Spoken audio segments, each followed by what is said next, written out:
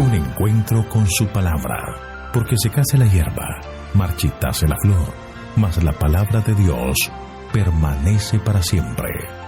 Con ustedes, el doctor José Ricardo Arias Quintero.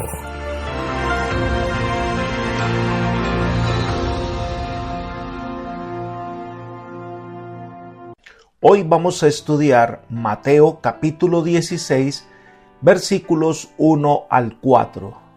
Le piden una señal a Jesús. Vamos a orar. Padre nuestro que estás en el cielo, santificado sea tu santo nombre. Gracias te damos, Señor, por tus bondades. Gracias por este día que nos regalas. Acompáñanos, Señor, en cada una de nuestras actividades para que podamos hacer tu santa voluntad. En este momento solicitamos la presencia de tu Espíritu entre nosotros para que al abrir la Escritura podamos comprender tu palabra y tomar las enseñanzas que edificarán nuestro carácter. Gracias por concedernos tu bendición, pues lo pedimos en el maravilloso nombre de Cristo Jesús nuestro Señor. Amén.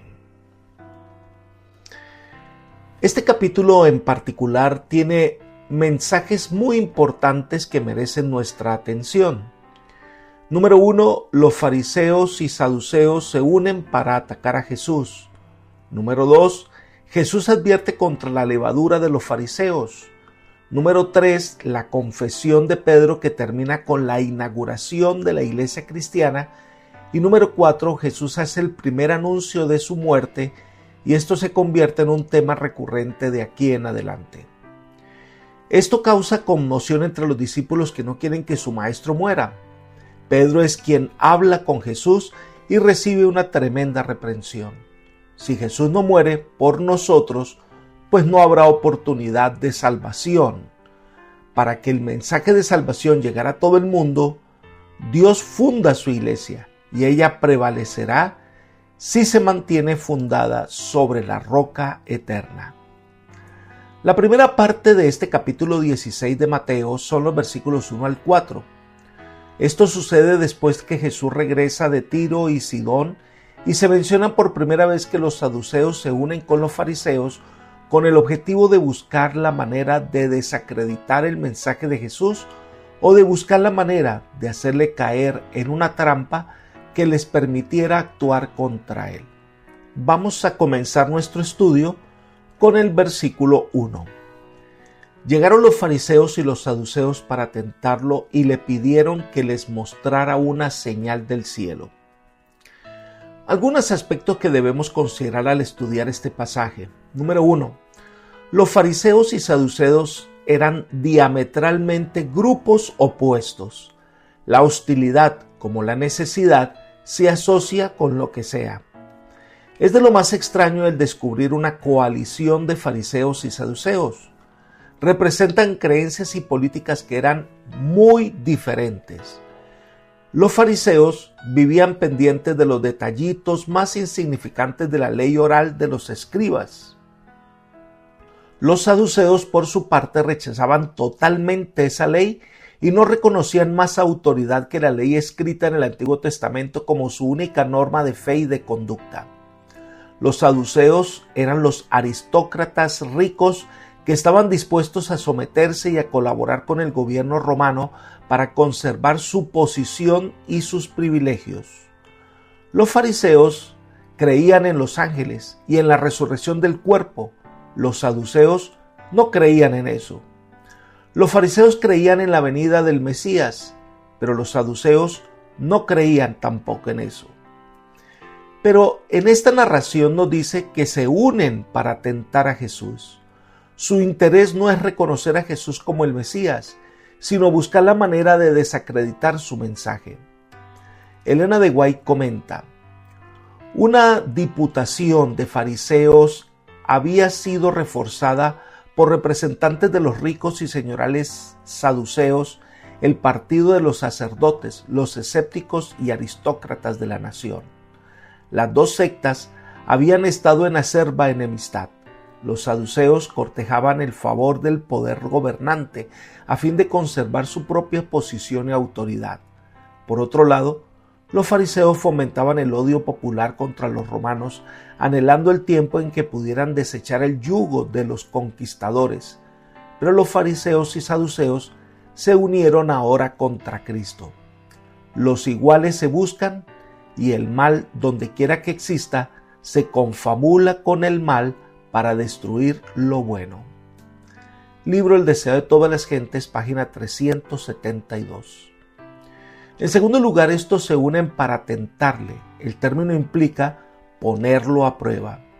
Así como lo había hecho Satanás en el desierto, no con el sincero deseo de que algo pudiera convencerlos, sino más bien con la esperanza de que Jesús no lo haría, y de esta manera les diera la oportunidad de acusarlo y negar sus afirmaciones.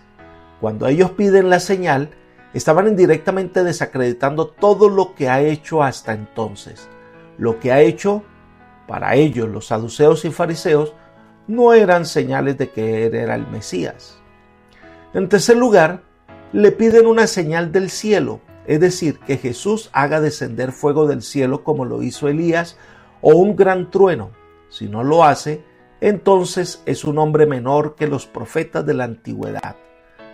Elena de Guay afirma: exigieron a Jesús alguna señal parecida, pero estas señales no eran lo que los judíos necesitaban. Ninguna simple evidencia externa podía beneficiarlos. Lo que necesitaban no era una ilustración intelectual, sino una renovación espiritual. Libro El deseo de todas las gentes, 372. Al demandar esta señal, estaban negando que los milagros que Jesús hacía no venían del cielo. Negaban de esa manera su origen divino. En cuarto lugar, por otra parte, Jesús no hacía milagros para satisfacer la curiosidad de las personas, sino que estos milagros cumplían un objetivo de suplir alguna necesidad real. Elena de Guay, en el mismo libro, la página 334, dice: Cristo no realizó nunca un milagro que no fuese para suplir una necesidad verdadera, y cada milagro era de un carácter destinado a conducir a la gente al árbol de la vida, cuyas hojas son para la sanidad de las naciones. El hecho de que todos los milagros de Jesús redundaran en una bendición para la humanidad, en verdad era la mejor evidencia del poder divino mediante el cual Jesús realizaba todos sus milagros. Pero los fariseos y saduceos querían una señal del cielo. Y Jesús no iba a hacerlo para demostrar su poder o para su propio beneficio. No lo hizo en el desierto cuando Satanás vino disfrazado de ángel y le pidió que convirtiera piedras en pan cuando tenía hambre, Jesús. No lo hará ahora cuando esta tentación viene disfrazada de intelectualismo. Así Jesús hubiese hecho algo, ellos no iban a creer, porque lo que ellos realmente necesitaban era una renovación espiritual, no una señal milagrosa. La respuesta de Jesús la encontramos en los versículos 2 y 3. Pero él respondió, les dijo: cuando anochece decís, hará buen tiempo porque el cielo está rojo, y por la mañana no habrá tempestad porque el cielo está rojo y nublado. Hipócritas, que sabéis distinguir el aspecto del cielo, pero las señales de los tiempos no podéis distinguir. Jesús se refiere al clima. El viento que traía nubes del Mediterráneo hacia el oeste de Palestina comúnmente originaba lluvia, mientras que el viento del desierto de Arabia hacia el sudeste significaba tiempo caluroso y seco. Ellos sabían distinguir las señales de los cielos cuando iba a llover o cuando iba a venir sequía, pero no eran capaces de distinguir las señales dadas de la divinidad de Cristo. Entonces Jesús les llama hipócritas. Elena de Guay comenta: las palabras que Cristo pronunciaba con el poder del Espíritu Santo que los convencía de pecado eran la señal que Dios había dado para su salvación, y habían sido señales directas del cielo para atestiguar la misión de Cristo. El canto de los ángeles a los pastores, la estrella que guió a los magos, la paloma y la voz del cielo en ocasión de su bautismo eran testimonio en su favor. Deseo de todas las gentes, página 373. Cada milagro de Jesús era una proclamación clara de la divinidad de Cristo, pero ellos no querían aceptarlo. les faltaba el verdadero discernimiento del cielo. Podían ser expertos en las leyes o en las señales del clima, pero las evidencias que venían del cielo las ignoraban totalmente. Entonces el Señor dice que se les dará la señal de Jonás, versículo 4. La generación mala y adúltera demanda una señal, pero la señal no les será dada, sino la señal del profeta Jonás, y dejándolos se fue. El Señor le describe como una generación mala y adúltera. Era mala porque no tenía percepción moral y espiritual. Era adúltera porque era desleal a Dios.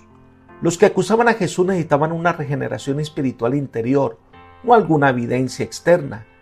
Las mismas palabras que Jesús pronunciaba eran una señal impresionante si tan solo ellos se disponían a prestarle atención.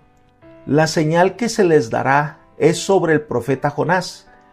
Cristo consideró que el poder de la predicación de Jonás para convertir era una señal para los ninivitas, así como su propia predicación era una señal para la gente de sus tiempos. Jonás estuvo 3 días en el vientre del pez, pero cuando fue expulsado predicó en Nínive y la gente se arrepintió de su maldad. Elena de White explica: y como la predicación de Jonás era una señal para los habitantes de Nínive, la predicación de Cristo era una señal para su generación. Pero qué contraste en la manera de recibir la palabra. Los habitantes de la gran ciudad pagana temblaron al oír la amonestación de Dios. Reyes y nobles se humillaron, encumbrados y humildes juntos clamaron al Dios del cielo, y su misericordia les fue concedida.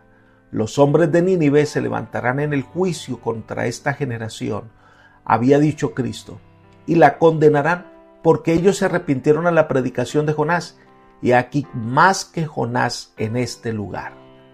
Libro El deseo de todas las gentes, página 373.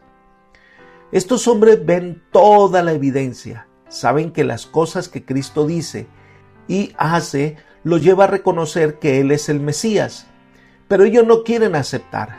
Ese es el problema que tenemos hoy. Muchas personas quieren creer, pero si ven señales y prodigios. Pero la evidencia más efectiva del Evangelio se ve en las vidas transformadas. En el mismo libro, la página 374, Elena de White presenta lo siguiente: cuando se presenta el mensaje de verdad en nuestra época, son muchos los que, como los judíos, claman: muéstranos señal, realice un milagro. Cristo no ejecutó milagro a pedido de los fariseos. No hizo milagro en el desierto en respuesta a las insinuaciones de Satanás. No nos imparte poder para justificarnos a nosotros mismos o satisfacer las demandas de la incredulidad y el orgullo. Pero el Evangelio no queda sin una señal de su origen divino. ¿No es acaso un milagro que podamos libertarnos de la servidumbre de Satanás? Cuando el que ha estado dominado por una voluntad terca y extraviada queda libertado y se entrega de todo corazón a la atracción de los agentes celestiales de Dios, se ha realizado un milagro. El cambio verificado en los corazones humanos, la transformación del carácter humano, es un milagro que revela a un Salvador que vive eternamente y obra para rescatar a las almas. Una vida consecuente en Cristo es un gran milagro. Tal es el testimonio que de la divina misión de su Hijo Dios da ante el mundo. Una de las cosas interesantes de esta narración es que Jesús no discute con estos hombres que viendo no ven y oyendo no oyen. No hay peor ciego que el que no quiere ver, ni peor sordo que el que no quiere oír. Dios ha dado suficientes evidencias de su amor y su poder. Seguir dudando se convierte en un desafío a Dios y pecamos por incrédulos. Seamos dóciles a aceptar la dirección divina. Que hoy el Señor pueda llegar a tu corazón, transformar tu vida, y esa es la evidencia más grande que tienes de que el Señor está a tu lado. Confía en Él, entrégale tu vida a Él, porque Él es el único que puede guiarte por sendas de paz y de justicia. Que el Señor te bendiga y te guarde. Es mi oración por ti. Amén.